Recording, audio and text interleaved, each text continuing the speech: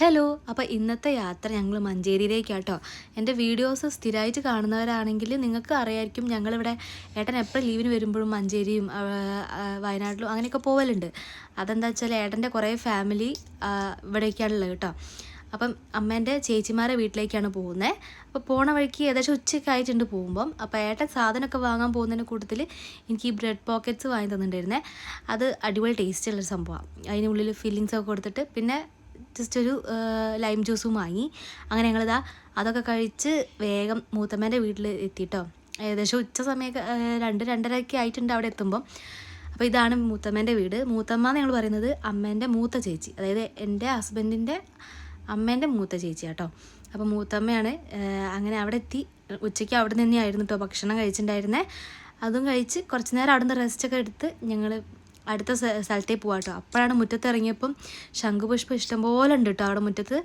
അപ്പോൾ അതിന്ന് ഞാൻ കുറച്ച് പൂക്കൾ പറിച്ചു. കാരണം ഞാൻ അതിന് മുന്നേ ഒരു സംഭവം ഉണ്ടാക്കുമ്പോൾ എനിക്ക് ഈ പൂ തപ്പി നടന്നിട്ട് കുറേ തിരഞ്ഞ് എനിക്ക് 4 പൂവാണ് കിട്ടിയിട്ടുണ്ടായിരുന്നത്. അങ്ങനെ അതൊക്കെ ഞാൻ പറിച്ചെടുത്ത് പിന്നെ പോയത് മൂത്തമ്മേൻ്റെ മൂത്ത മോളെ വീട്ടിലേക്കാണ്. അവിടെ പോയി അവിടെയും കുറേ നേരം ഇരുന്നു കേട്ടോ. അത് കഴിഞ്ഞ് ഞങ്ങൾ നേരെ പോയത് അമ്മേൻ്റെ വേറൊരു ചേച്ചീൻ്റെ വീട്ടിലേക്കാണ്. അവിടെയും പോയി. അവിടെ പോയപ്പോഴാണെങ്കിൽ ധ്രുവിന് കളിക്കാൻ കുറേ ആൾക്കാരുണ്ടായിരുന്നു. അവിടെ ചേച്ചീൻ്റെ മക്കളും 2 ചേച്ചിമാരുടെ മക്കളും ഉണ്ടായിരുന്നു. അതുകൊണ്ട് തന്നെ അവന് അവിടെ ഭയങ്കര ഇഷ്ടമായി. ഓരാണെങ്കിൽ ഓരോ കളിപ്പാട്ടങ്ങളൊക്കെ എടുത്ത് കൊടുക്കുന്നുണ്ട്. ഭയങ്കര എന്താ പറയുക, ഭയങ്കര സ്നേഹമായിരുന്നു. അതിൽ ഓരയിൽ ഏറ്റവും ചെറിയ ആളാണല്ലോ ഇപ്പോൾ ഇവൻ. അവിടെ ഉള്ള ആൾക്കാർ തമ്മിൽ ഭയങ്കര അടിയാണെങ്കിലും ഇവനെ കണ്ടപ്പം ഇവനെ ഭയങ്കര കെയറിങ് ഒക്കെ ആയിരുന്നു കേട്ടോ. ഇവൻ എല്ലാ കളിപ്പാട്ടൊക്കെ എടുത്ത് കൊടുത്തിട്ട് പിന്നെ ഈ പിക്ചേഴ്സൊക്കെ അവിടെ ഏച്ചിൻ്റെ മോള് വരച്ചതാണ് കേട്ടോ. അവൾ വരയ്ക്കും എന്നൊക്കെ അറിയാം, പക്ഷെ എന്നാലും ഇത്രയും നന്നായിട്ട് ചുമരിലൊക്കെ ഇത്രയും വലുപ്പത്തിലൊക്കെ വരയ്ക്കണമെങ്കിൽ അത്യാവശ്യം നല്ല രീതിയിൽ അറിയണമല്ലോ. എല്ലാം നല്ല നീറ്റും ഉണ്ട് കാണാൻ.